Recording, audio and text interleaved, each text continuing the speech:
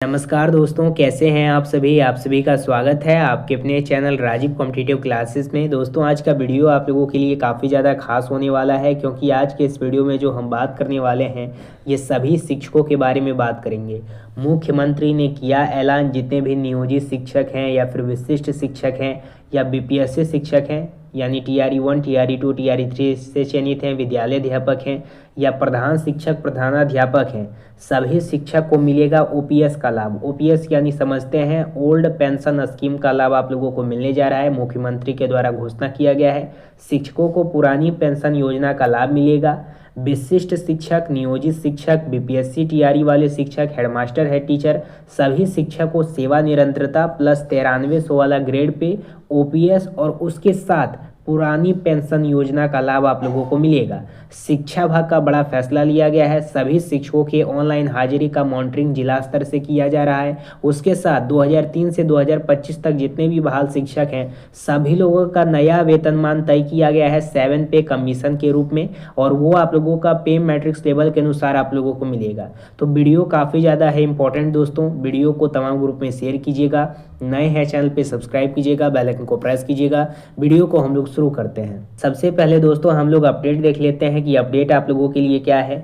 बिहार में अंतर जिला स्थानांतरण, प्रखंड और विद्यालय आवंटन। बिहार शिक्षा विभाग ने अंतर जिला स्थानांतरण प्रक्रिया के तहत 2 चरणों में कुल 27,131 शिक्षकों का नया जिला आवंटन कर दिया है। अब इन शिक्षकों से ई शिक्षा कोष पोर्टल पर 24 नवंबर से 5 दिसंबर 2025 तक 5-5 प्रखंड का विकल्प लिया जाएगा। इसके बाद 10 से 15 दिसंबर तक जिला पदाधिकारी की अध्यक्षता में गठन की गई स्थापना समिति प्रखंडवार रिक्त के आधार पर प्रखंड आवंटन करेगी, जबकि 16 से 31 दिसंबर तक विद्यालय में कक्षावार विषयवार रिक्त देखकर अंतिम विद्यालय आवंटन किया जाएगा। उसके साथ सबसे इम्पोर्टेंट है, नीतीश की 10वीं सरकार शिक्षा विभाग में आपस में पुराने नेतृत्व वाला पटना में गांधी मैदान में ऐतिहासिक शपथ समारोह में नीतीश कुमार ने 10वीं बार मुख्यमंत्री का शपथ लिया है। अब देखिए इसको लेकर क्या हुआ है।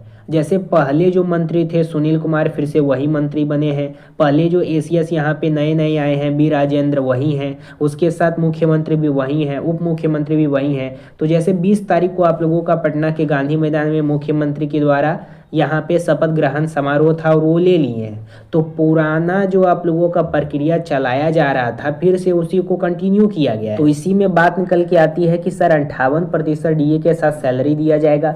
दूसरा बात निकल के आता है कि 7 पे कमीशन का लाभ दिया जाएगा। तीसरा बात निकल के आता है कि ओपीएस का लाभ दिया जाएगा। चौथा बात निकल के आता है कि सेवा निरंतरता का लाभ दिया जाएगा।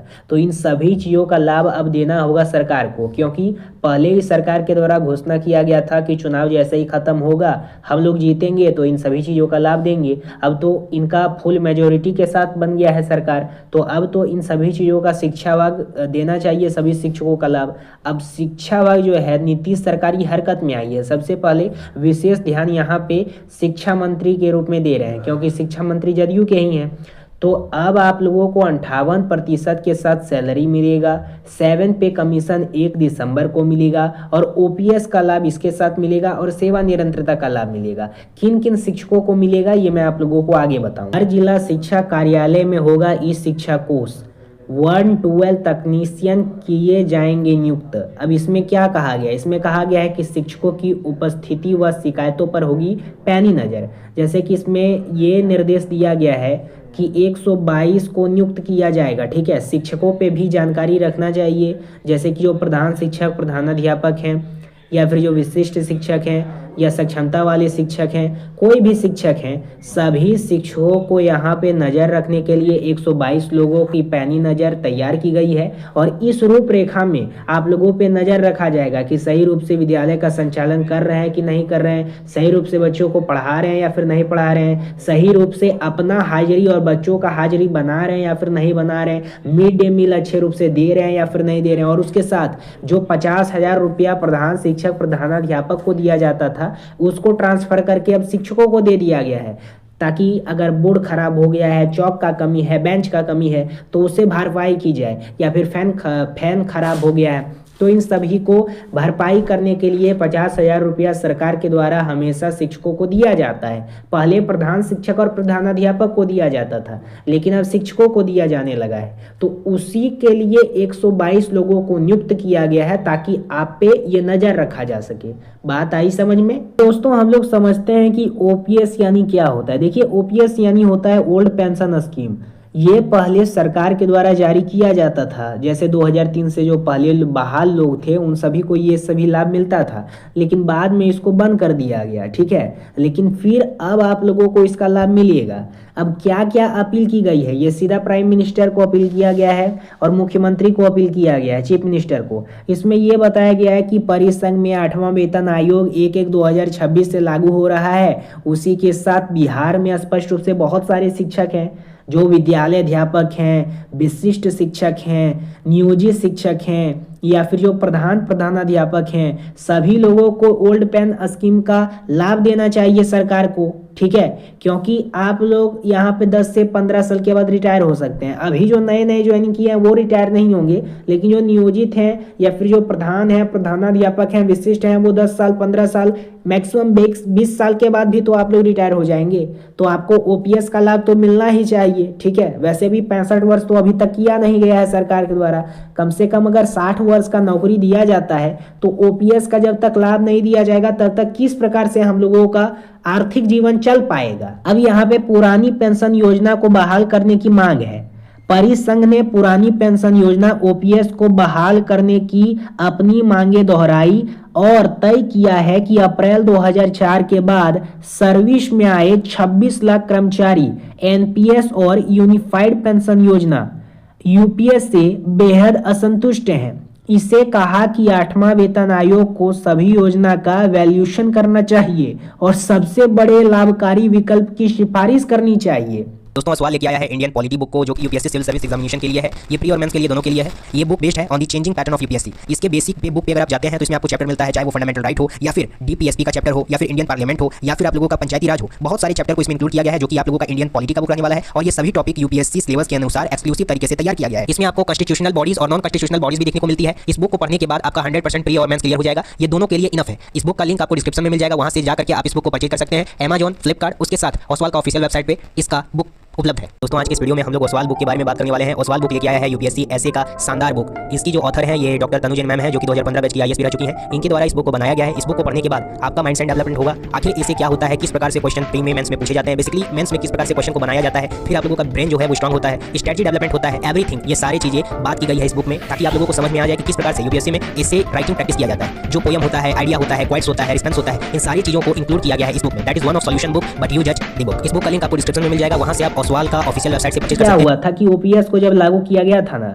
तो 2004 से पहले जो शिक्षक बहाल थे सभी लोगों को इसका लाभ मिल रहा था। फिर क्या हुआ कि कुछ समय के बाद ओपीएस को बंद कर दिया गया और फिर आप लोगों का लाया गया एनपीएस और उसके साथ यूपीएस। ये क्या होता था, इसके यानी होता था कि यूनिफाइड पेंशन योजना, ठीक है। यूनिफाइड पेंशन योजना के तहत एनपीएस के तहत आप लोगों का सैलरी बांध दिया गया। सरकार के द्वारा कहा गया कि भैया एनपीएस और यूपीएस के तहत ईपीएफ आप लोगों का कटौती होगा, ठीक है। एनपीएस के तहत, सेल्फ के तहत और गवर्नमेंट के तहत आप लोगों का कटौती होगा। जिस प्रकार से बीपीएससी वाले शिक्षक बिहार में टीआरई 1, टीआरई 2, टीआरई 3 से आए हैं, या फिर जो शिक्षक प्रधानाध्यापक हैं, या फिर जो शिक्षक विशिष्ट हैं, आप लोगों का जो सैलरी दिया जाता है सरकार के द्वारा वो एनपीएस और यूपीएस के तहत दिया जाता है। ईपी में आप लोगों का ईपीएफ कटौती होता है। अब यहाँ पे कहा गया प्रधानमंत्री और चीफ मिनिस्टर को कि नहीं, अब 1/1/2026 से बिहार में और भारत में, बेसिकली भारत में 8 पे कमीशन लागू होने जा रहा है।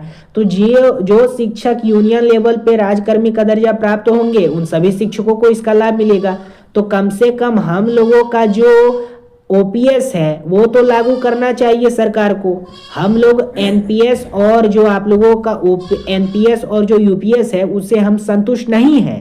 कोई भी शिक्षक, हेडमास्टर है, टीचर हो, विशिष्ट वाले शिक्षक हो, सक्षमता वाले शिक्षक हो, विद्यालय अध्यापक हो, नियोजित शिक्षक हो या फिर प्रधानाध्यापक हो, कोई भी शिक्षक हो, वो संतुष्ट नहीं है। अब सबसे बड़ी बात निकल के आती है सर कि हमको ओपीएस का लाभ चाहिए बिहार वासियों के लिए। दूसरा कि हमें सेवा निरंतरता का लाभ चाहिए। तीसरा कि हमें 7th पे कमीशन का लाभ चाहिए, ठीक है। और चौथा क्या है, 9300 वाला ग्रेड पे चाहिए। अब 9300 वाला ग्रेड पे कहाँ से निकल के आया था, शिक्षा मंत्री के द्वारा आप लोगों का आश्वासन दिया गया था। जैसे पहले क्या हुआ था कि विधानसभा जब पहले चली जा रही थी तो उस समय जदयू वाले सुनील कुमार मंत्री थे, अभी भी वो शिक्षा मंत्री बने हैं, तो उनसे पूछा जाता था विपक्ष के द्वारा कि अभी तक आपके द्वारा सभी शिक्षकों को राजकर्मी का दर्जा दे दिया गया, तो अभी तक 7 पे कमीशन का लाभ क्यों नहीं दिया गया। उससे पहले भी कहा जाता था प्रश्न, तो उनके द्वारा बोला जाता था कि भैया अभी 2023 में आप लोगों का नया वैकेंसी लाया गया। क्या 2023 में नया वैकेंसी लाया गया कि बीपीएससी TRE 1 TRE 2 TRE 3, जिसके तहत आप लोगों को राजकर्मी का दर्जा दिया गया और कहा गया कि जो 2016-17 के गजट में कहा गया है कि जिन शिक्षकों को राजकर्मी का दर्जा प्राप्त होगा उन सभी को पे कमीशन का लाभ दिया जाएगा यूनियन लेवल पे। तो 2023 में जो विद्यालय अध्यापक आए TRE 1 TRE 2 TRE 3 से, उन सभी शिक्षकों को पे कमीशन का लाभ देना चाहिए क्योंकि उनको राजकर्मी का दर्जा मिल गया है। उसी प्रकार से जो हेडमास्टर है, टीचर है, या फिर जो विशिष्ट शिक्षक हैं, पहले विशिष्ट वाले शिक्षक आंदोलन करने लगे कि हम लोग 10 साल 15 साल 18 साल से शिक्षक हैं और अभी जो ये नए नए शिक्षक आए हैं सीटेट और डीएलएड पास करके, इनको आप दे रहे हैं यहाँ पे सेवा निरंतरता, वरीयता, वेतन विसंगति, पे प्रोडक्शन और यूनियन लेवल पे कमीशन, उसके साथ राजकर्मी का दर्जा हमें भी चाहिए। तो बोला गया कि आप भी बीपीएससी के थ्रू चयनित हुए, तो उन लोगों के द्वारा आंदोलन किया गया कि बीपीएससी के थ्रू नहीं, तो सरकार के द्वारा सक्षमता लाया गया, सक्षमता से 1, 2 और 3, 4 लिया गया, तो उसमें आपको राजकर्मी का दर्जा दिया गया। फिर आप लोगों का 2024 में एक और नियमावली बनाया जाता है हेडमास्टर है टीचर का। इसमें न्यूनतम आयु रखा जाता है 8 वर्ष की, जिनके पास 8 ईयर का एक्सपीरियंस होगा वो सभी शिक्षक यहाँ पे अप्लाई करेंगे बीपीएससी के थ्रू, वो चयनित होंगे। तो आप लोग चयनित हुए प्रधान शिक्षक और प्रधान अध्यापक के लिए। फिर 2024 में जब आप लोगों का विधानसभा का असेंबली में पूछा गया विपक्ष के द्वारा कि अब तो शिक्षा मंत्री से प्रश्न किया गया था कि सर अभी तक आप लोग 7 पे कमीशन का लाभ नहीं दिए हैं, तो बोला जाता था कि राजकर्मी का दर्जा इन सभी शिक्षकों को नहीं है, तो अब तो राजकर्मी का दर्जा दे दिया गया है। 2017-16 के गजट में स्पष्ट रूप से कहा गया था यूनियन लेवल पे कि जिन शिक्षकों को राज्य में राजकर्मी का दर्जा प्राप्त होगा उन सभी शिक्षकों को 7 पे कमीशन का लाभ दिया जाएगा। अब तो 8 पे कमीशन भी 1/1/2026 से लागू होने वाला है, तो कब दीजिएगा। तो शिक्षा मंत्री के द्वारा कहा जाता था कि अभी जो वित्त विभाग है उसका परमिशन नहीं है इसको देने के लिए। जितने भी हेडमास्टर हेड टीचर हैं या फिर जो यहाँ पे बीपीएससी वाले शिक्षक हैं या फिर जो नियोजित शिक्षक हैं, ठीक है, नियोजित की भी बात कर रहा हूँ, या फिर जो यहाँ पे विशिष्ट वाले शिक्षक हैं, सबसे पहले विद्यालय अध्यापक, हेडमास्टर हेड टीचर और बीपीएससी और प्रधान अध्यापक, आप सभी को 7 पे कमीशन का लाभ मिलेगा 1 दिसंबर 2025 को। जब 1/1/2026 को 8 पे कमीशन लागू कर दिया जाएगा तो बिहार सरकार का मत रहेगा, परमिशन रहेगा। अगर बिहार सरकार चाहेगी कि हम अपने बिहार वासियों को जिनको राजकर्मी का दर्जा प्राप्त है 8 पे कमीशन दे तो वो देगी, लेकिन 7 पे कमीशन आप लोगों को देना होगा बिहार सरकार को। तो पहला मैटर क्लियर हो जाता है कि विद्यालय अध्यापक, उसके साथ विशिष्ट शिक्षक, उसके साथ प्रधानाध्यापक, सभी को 1 दिसंबर 2025 को 7 पे कमीशन का लाभ दे दिया जाएगा। किसको दिया जाएगा, पहले TRE 1 वालों को दिया जाएगा क्योंकि आपका प्रोबेशन पीरियड खत्म हो जाएगा। TRE 2 और TRE 3 वालों को इंतजार करना होगा। TRE 3 वालों का 2027 में प्रोबेशन पीरियड खत्म होगा, 2 साल का सर्विस, और TRE 2 वालों का अगर 2024 में ज्वाइनिंग किए हैं तो 2026 में खत्म होगा। तो TRE 3 वालों को 2 साल का और TRE 2 वालों का 1 साल का इंतजार करना होगा, तब आप लोगों को इन सभी चीज़ों का लाभ मिलेगा, यानी 7 पे कमीशन का लाभ। अगर आप प्रधानाध्यापक हैं तो आपको 2027 में या 26 में जाके मिलेगा, 1 साल का आपको वेट करना होगा, तब तक आपको इससे वंचित रहना होगा। उसी प्रकार से जो विशिष्ट वाले शिक्षक हैं, सक्षमता 1 वाले को मिल जाएगा और 2, 3, 4 वाले को इंतजार करना होगा 2026 में और 2027 में, यानी 1 से 2 साल इंतजार करना होगा, उसके बाद इसका लाभ मिलेगा। ठीक है, एक बार आप लोगों को इन सभी चीज़ों का लाभ नहीं मिलेगा। जब तक प्रोबेशन पीरियड 2 साल का नहीं होगा तब तक इन सभी चीज़ों का आप लोगों को लाभ नहीं मिलेगा। और नियोजित वाले शिक्षक जो हैं उनको सेवा निरंतरता का लाभ नहीं दिया गया है, इसलिए आपको पे कमीशन का लाभ नहीं मिलेगा। लेकिन हाँ, OPS जब लागू किया जाएगा तो ये आपको दे दिया जाएगा। तो एक बात आप लोग समझ लीजिए, 7 पे कमीशन, OPS, सेवा निरंतरता, वरीयता, वेतन विसंगति, पे प्रोटेक्शन, इन सभी चीज़ों का लाभ उन्हीं शिक्षकों को मिलेगा जिनके पास राजकर्मी का दर्जा प्राप्त होगा, यानी कि विशिष्ट वाले शिक्षक, बीपीएससी वाले शिक्षक और हेडमास्टर हेड टीचर वाले शिक्षक। ठीक है, और ओपीएस एक जो कंडीशन है वो नियोजित शिक्षकों को भी मिल जाएगा। इतना बात आप लोगों को समझ में आ गया। तो ये टोटल आप लोगों के लिए अपडेट है। बाकी चैनल पर नए सब्सक्राइब कीजिएगा, बेल आइकन को प्रेस कीजिएगा, बहुत जल्द आप लोगों को खुशखबरी मिलने वाला है। अगर नए हैं चैनल पे सब्सक्राइब कीजिएगा। धन्यवाद।